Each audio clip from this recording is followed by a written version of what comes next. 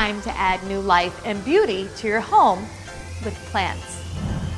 Hello, my name is Evan Magnetian. I'm the president of the Eden Plants, and we're happy to welcome you at our design center in Fort Lauderdale. Plants are a very important part of a home decor. At the end of the day, whenever you're done designing your home, plants create that finishing touch of your design. We have some fantastic advice on how to liven up your home on today's SoFlo Home Project.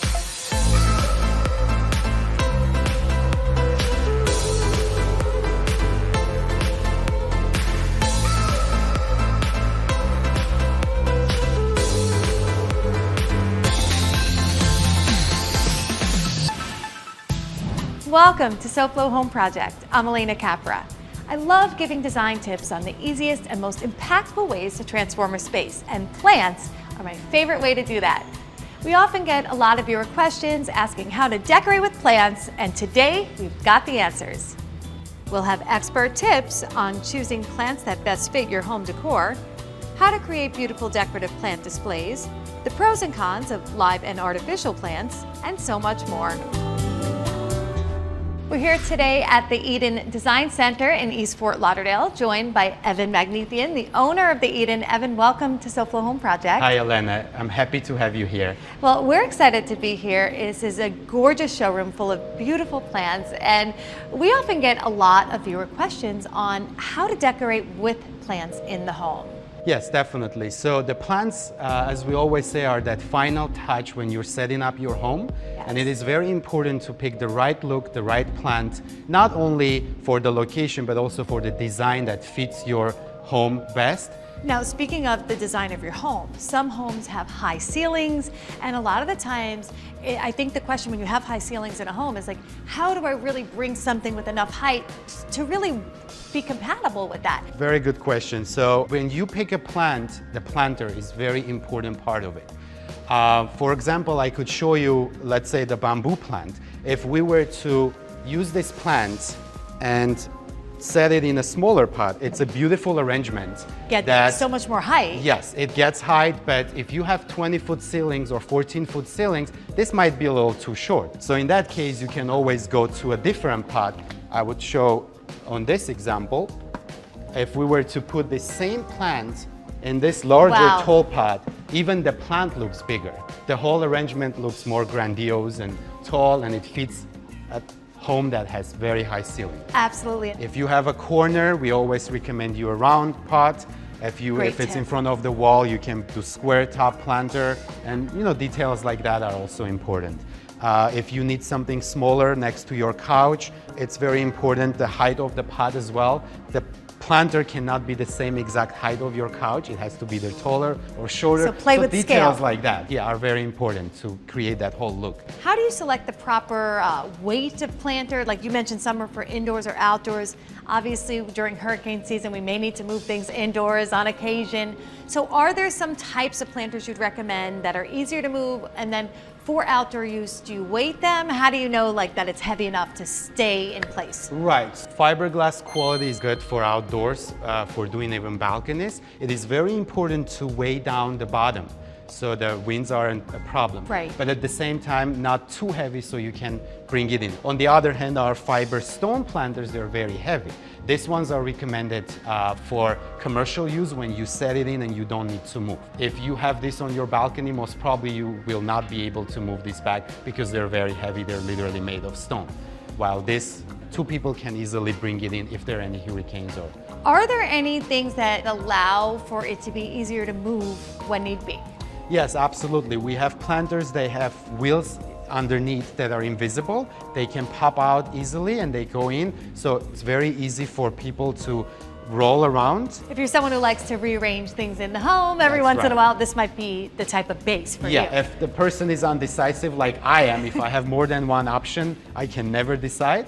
So you can have the coasters under your planter. Around. Put today next to your couch, tomorrow next to the TV, and have fun with it. Coming up on SoFlo Home Project, learn how to turn your potted plants into works of art for the home. I'm Tat with FHIA, and if your sliding glass doors sound a little bit like this and difficult opening and closing them, you're going to get a lot out of today's segment because we're going to look at changing out your sliding glass doors with new hurricane impact glass on today's SoFlo Home Project.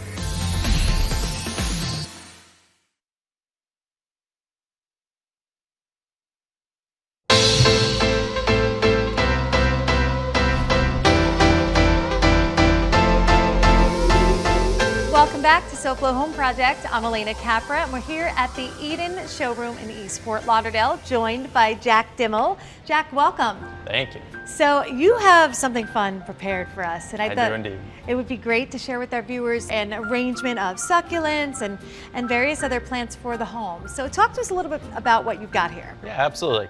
Planters back in the day used to have drain holes.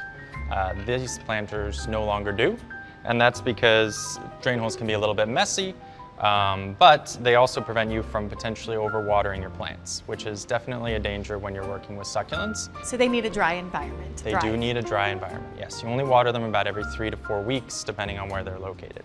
Now those are a low maintenance plant, would you say, succulents? Absolutely. So low maintenance and also beautiful. Yes, So what are you absolutely. going to do for us with those? What I like to do with these particular arrangements is to create a bouquet. We first start with a drain rock. Now this replaces the need for the drain holes at the bottom of the planter, and it's basically any rock that is a little bit porous. The second thing that you want to do is pick out your succulents, which Got we a nice have. variety here. Yes. Then you want to remove just the top layer of the dirt from around the succulent. And this is to allow, as you'll see later, to add the stones on the top without creating too much height. So you're just taking off about an inch or so of the soil? Yep, from all around the top of the succulent. The only thing that will typically kill a succulent garden is, as we said, overwatering, which we try to prevent, but also lack of light. So as long as you've placed it in a good location inside of your home, that's really all that you need to make sure that it thrives and does well. I think the overwatering, for me, I mostly forget to water plants, so I think Yeah. overwatering, not a problem. Yes, these are one of the plants that actually prefer it if you kind of abandon them. Sounds like the plant for me. If you have a brighter room and you put them on your coffee table, they make a great centerpiece. Yes, and as beautiful. long as they're getting some good sunlight, they'll be fine. So Jack, you've got a few more steps to finishing this up. And I cannot wait to see how it turns out. And we're also going to show you a way that you can create an arrangement that does not need light and does not need any watering. But first, let's see what Tack Renata from FHIA has for us today.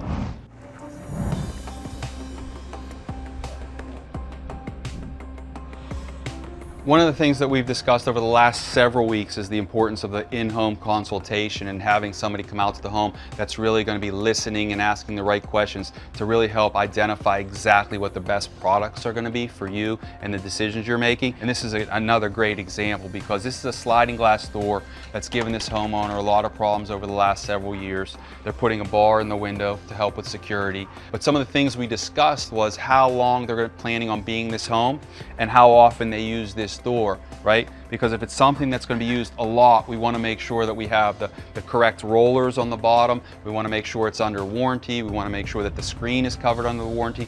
Well, we in the industry know that one of the side effects for laminated glass, impact glass, laminated glass, is the fact that it can delaminate over time. Delamination is caused by moisture in the air and heat. And what do we have in Florida every day? Heat and moisture. So we wanted to make sure that this was something that they were never going to have to replace, so a warranty was really important. So we went with an energy efficient glass pack, not necessarily because it would save them a lot of money on their energy bills in this location, but it will provide them the warranty because it will reflect the heat away from the laminated glass to preserve the integrity of the glass, and it also provides a barrier so that the moisture doesn't get exposed to the laminated impact glass. So yes, energy in this particular opening in the home wasn't the key point for this family, but a warranty was really important. So we had to go with the energy efficient glass pack to ensure that they would never have to pay for this door again, and certainly understanding how often they use the door. We were really able to identify exactly what our goals were in this opening and how long they're going to be in the home so we can identify the exact perfect product for this installation. So they made a great choice and they're going to be really happy with how everything turns out. Back to you, Alena. Thanks, Tat. So Jack, this is looking great. Talk to us about the last few steps that you did to get this complete. So at the very end, we add the soil And that really gets us to be able to lock in the succulents and the locations, the spots, and the kind of stances that we want them to be in. And whenever we have a garden that's made like this, we look for any kind of empty spaces that are a little too empty. So this little area right here, we add just 2 accent stones, one right on top of the other. It's very zen and creates that kind of full space. And then here, I purposefully left a good amount of space here so I can add just a piece of driftwood. It really is a nice way to also tie in that wood, add warmth to the decor. So I love that touch of the driftwood. And that's your whole arrangement. Well, this is beautiful. Now, Jack, but what about for those of us who may not be good with remembering to water the plants, or maybe we don't get enough light in the room that we are going to keep it in, like perhaps it's a bathroom with no windows? Well, the cool thing is we've come a long way in the past 10, 15 years in regards to artificial plants. So even though we always love the live because it gives you that kind of dynamic that is very attractive, we also have our artificial. And this looks so real. Yes. These are the perfect compromise for anybody who doesn't get a lot of sunlight, doesn't want to work with alive plants because they're traveling too much, they're not available to water it every 3-4 weeks, whatever it may be. Do you assemble these in sort of the same fashion, less the dirt and watering? Yes, it is actually pretty similar. The plants each come with their own little spear. What we do first is we foam the planter, so that way you have a nice foam that's not going to deteriorate. So it builds up the base a bit? Absolutely.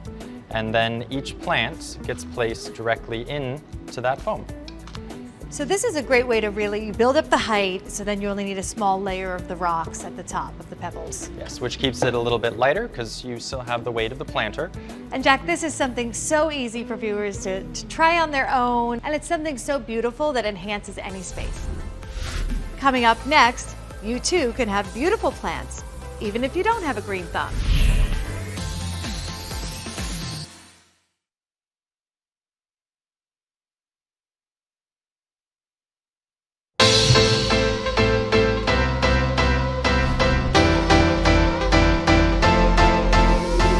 Welcome back to SoFlo Home Project. I'm Alena Capra, and we are here with Evan Magnithian, the owner of the Eden. And Evan, we are looking at all things having to do with decorating with plants today. We've seen a lot of great things before the break, but now I thought this would be a great time to talk to our viewers about the differences of live versus artificial plants. Live plants are always great benefits of cleaning the air, but also the artificial plants have a lot of benefits. Nowadays, we have a lot of great quality artificials. Sometimes people touch them and they still can't tell if it's live or artificial. So behind us here, we've got a live and artificial, and which is which? Again, so our favorite fiddle leaf tree, right? Fiddle leaf ficus. So as you can see, this one is live and that one is artificial. So it's, when you look at it, the feels look is very real, looks beautiful. Yes, so even the leaves are made the way that, as you can see, the light goes through the... There are some things that should be noted about when purchasing the artificial. I know that the UV coating is important. Especially for South Florida, where we have so much sun outdoors, it is very important to have UV coating. These are plants that are manufactured with special protection on the leaves. So when they're put outdoors for many years, they will not fade away. Oftentimes you see people put the artificials, outdoors and they have this pale bluish green color. That is unfortunately when the plant is not UV protected. So we've got great options if you want live, great options if you want artificial in the larger plants. What about in smaller tabletop things? That's the same way. We have artificials, as you can see. We have orchids that are very realistic looking, very great quality. So you can realistic. Squish it, let it, it's these two, very high all of quality. this, that same as well, thing. An artificial orchid. And we have preserved moss, which is actually a real moss, but it's not live anymore. It holds the color like the real one. You don't have to water it. You don't have to take care of it. It will always stay like that. Now, what if you want a live plant and you may not always be able to water it? So we have a solution for that too. As we can see, this fiddle leaf ficus is planted in a self-watering planter. The sensor on the side, it has a reservoir that you fill up the water through here, and the reservoir on the bottom of the planter is separated from the soil. It's just like hydroponics. The water is separated from the soil, the plant grows its roots into that reservoir where water is, and the plant drinks what it needs. So it releases the water as it needs it. Exactly. You cannot overwater or underwater. The plant will drink what it needs. So Evan, the living wall or plant wall, that's, I feel like, such a big trend. Yeah, so we have this artificial wall mats that I can show you. As you can see, we have installed also on the bottom, and this is how they come. People love them for their homes. Commercial use, restaurants, hotels, you'll see this everywhere. I see this everywhere, Yes, love it. and they're very high quality as well. They're covered with UV protection as well. They're great for outdoors. They will not fade away. A great thing is the back is grid base, which gives you an ability to cut and measure it easily. Literally with scissors, you'll cut Cable necessary. ties would fix this. So I you know could there's different either ways. use zip ties to attach it depending where you're attaching, or you can literally staple this on the wall yourself. They're very easy to install, and look at that lush and So full pretty. foliage. So it sounds like you could really get a good balance of live and artificial based on whatever plants you want to add into your home or outdoors. Absolutely. Next on SoFlo Home Project, ways to make a statement in your home decor with plants.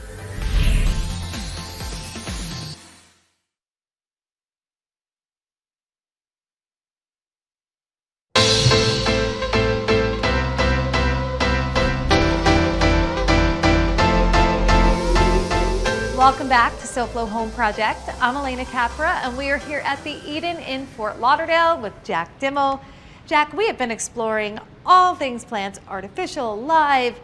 I thought it would be fun to share with our viewers some of the different ways you could bring in plants. And I'd like to start with what's over here, this topiary. Yeah, Let's absolutely. talk about these. They're so cool. These are fiberglass frames. They're made of the same sort of turf that you would find in an indoor soccer field. Oh, yeah. Except it's UV coated, so it's protected. You can go outside without fading or anything like that. And it's very tightly made to the frame, which gives it that really cool kind of 3D look. And so you really get like that clear vein in the neck and the detail in the nose great. and the eyes. Has that Edward Scissorhands level of precision that is just perfect. Absolutely. It's very whimsical, magical. You know, you see this inside of a garden, and it's just, it's definitely one of those centerpieces. Awesome. And speaking of whimsy and magical, what about this? This is a LED tree, and what it is essentially it's a sakura tree, and it can go indoor or outdoor, and it can withstand rain. And one of the cool things about it is that not only is it this lovely purple color, but you can do just about any color that you want to because they're Very LED. nice. Love that. Yeah. And what's great is also I noticed it's on a pedestal. So like this is still very massive and grand, but you could also incorporate it into varying heights as well. Absolutely, based yeah. on your Whatever ceiling. design and setting that you need, you can tailor it to match that. So it's a fun way to bring sort of a little topiary garden to your home, a whimsy look. Brings a little bit of that enchanted forest look right to your home or backyard. Absolutely. And now I love the way planters are sort of incorporated into the furniture. Let's talk about this bench planter. Yeah, here. this is a unique and new concept. And what this is a fiberglass bench planter.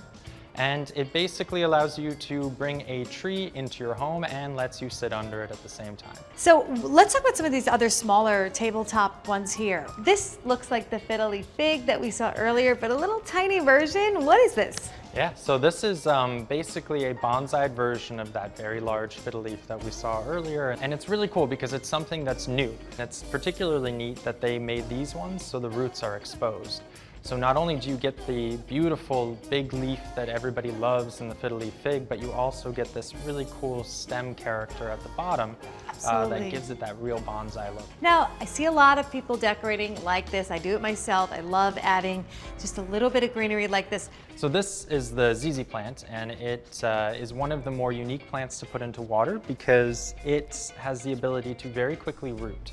Well, these were really some great ways to bring very whimsical looks, very simple looks, very practical looks to the home. And I just think a fun way to explore all things that you could do with plants in your decor. Yeah, absolutely. The possibilities are limitless. Jack, thanks so much for sharing all of this valuable information and of course giving us so much design inspiration of decorating with plants, We really appreciated this. Yeah, thank you so much for having us. We've had a great time. And now let's see what we have for you next week on SoFlo Home Project. We check out the new decorating trend for pet lovers. There's no need to sacrifice on style and comfort when designing your home. Now let's check in with Hunter Franke from SoFlo Health and see what he has for us tomorrow. Hunter, what's going on?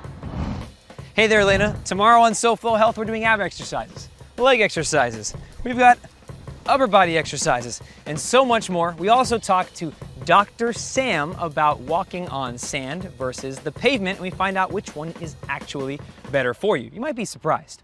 Then we'll head over to a micropigmentation center to see how tattoos can shore up your hairline. And like I said, we'll be exercising right here using this bench. You can follow along from home. We'll see you tomorrow right here at 12:30 on SoFlo Health. Thanks, Hunter. That sounds great. We will definitely be watching. And to our viewers at home, thank you for joining us. And we hope to see you again next week for another episode of SoFlo Home Project right here on Local 10. And remember, there's no place like SoFlo Home. If you missed any part of this episode, or if you're looking for more design inspiration, make sure to check out all episodes online at SoFloHomeProject.com. You could also submit your own design disasters, and you never know, we could be knocking on your door to help. And don't forget to follow us on social media on Facebook and Instagram.